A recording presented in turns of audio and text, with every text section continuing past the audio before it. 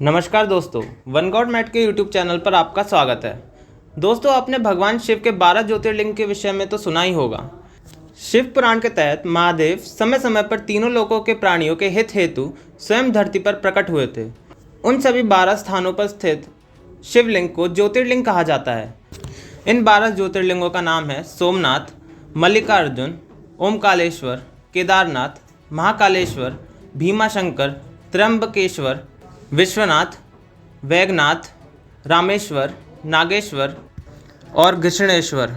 मान्यता के अनुसार जो मनुष्य रोज प्रातःकाल और संध्या काल के समय शिव भगवान के इन 12 ज्योतिर्लिंगों के नाम का जाप करता है, उसके जन्म जन्म के पाप मिट जाते हैं। आज हम आपके सामने सोमनाथ ज्योतिर्लिंग से जुड़ी कथा के विषय में जानकारी देने जा रहे हैं, जिसे सुनकर आप जान पाएंगे कि सोमनाथ ज्योतिर्लिंग की रचना कैसे हुई। शिव पुराण के अनुसार सोमनाथ ज्योतिर्लिंग की रचना सभी ज्योतिर्लिंगों में से सबसे पहले हुई है। इसका निर्माण स्वयं चंद्रदेव द्वारा किया गया था। चंद्रदेव को सोम के नाम से भी जाना जाता है, इसलिए इस ज्योतिर्लिंग का नाम सोमनाथ रखा गया है। दक्ष प्रजापति की 60 पुत्रियां थीं, जिसमें से 27 पुत्रियों का विवाह चंद्रदेव के साथ हुआ था। कहने को तो उनकी 27 पत्नियां थीं, परंतु चंद्रदेव सिर्फ रोहिणी से ही प्रेम पूर्वक व्यवहार रखते थे। चंद्रदेव के इस व्यवहार की वजह से दक्ष प्रजापति की बाकी 26 पुत्रियां नाराज रहती थीं। अपने साथ हो रहे इस भेदभाव के बारे में उन्होंने अपने पिताजी को बताया। दक्ष प्रजापति ने चंद्रदेव को समझाने का बहुत प्रयास किया, परंतु रोहिणी के प्रति वशीभूत होने के कारण चंद्रदेव पर इस बात का कोई प्रभाव नहीं पड़ा।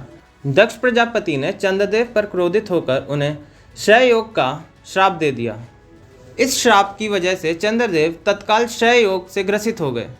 इस श्राप के कारण पृथ्वी पर चंद्रदेव का सारा कार्य रुक गया एवं चारों तरफ त्राही त्राही मच गई। इस कारण से चंद्रदेव बहुत चिंतित हो गए। उनकी इस दशा को देख के इंद्रदेव और मुनि वशिष्ठ जैसे सभी महान ऋषि मुनि एवं देवी देवता उनके उद्धार हेतु ब्रह्मा जी के पास गए। सभी देवता और ऋषि गणों की बात सुनकर ब्रह्मा जी बोले, होनी को कोई नहीं पलट सकता, अतः इसके निवारण के लिए मेरे पास एक उपाय है।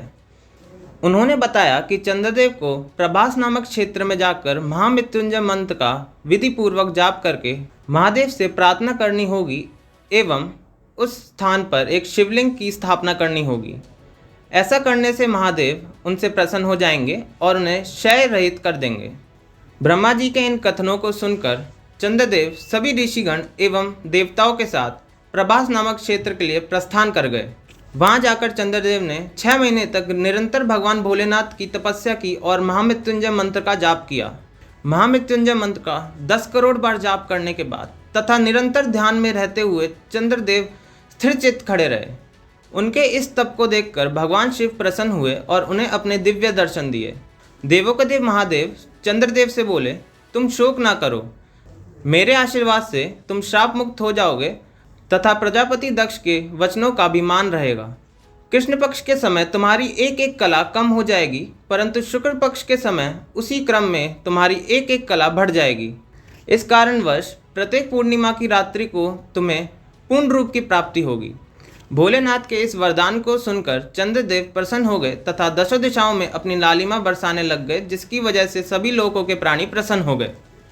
श्राप मुक्त होने के बाद चंद्रदेव ने सभी देवताओं के साथ मिलकर महादेव से प्रार्थना की कि आप सदा के लिए माता पार्वती के साथ इस स्थान पर वास करें और समस्त प्राणियों का उद्धार करें। चंद्रदेव के इस कथन को सुनकर भगवान शिव प्रसन्न हुए और उनकी इस प्रार्थना को स्वीकार किया। तभी से महादेव ज्योतिर्लिंग के रूप में इस पावन स्थल पर वास करते हैं। सौराष्ट्र में स्थित प्रभास क्षेत्र में सोमनाथ ज्योतिर्लिंग की महिमा के विषय में श्रीमद् भगवद गीता, महाभारत और स्कंद पुराण में भी जिक्र है। चंद्र को सोम नाम से भी जाना जाता है। भगवान शिव को अपना स्वामी मानकर चंद्रदेव ने यहाँ तपस्या की थी। इसी कारणवश भगवान शिव को सोमेश्वर भी कहा जाता है। कहा जाता है कि जो मनुष्य सोमनाथ की पूजा करता है, उन्हें किसी भी प्रकार के रोगों से मुक्ति प्राप्त हो सकती है। तीनों लोकों के स्वामी शिव इस सोमनाथ ज्योतिर्लिंग में विद्यमान हैं, जिसके दर्शन मात्र से ही भक्तों के जन्म जन्म के पाप धुल जाते हैं। अगर आपको ये वीडियो पसंद आई हो तो वन गॉड मैट के यूट्यूब चैनल को सब्सक्राइब करें और वीडियो को लाइक, शेयर और कमेंट करें। धन्यवाद।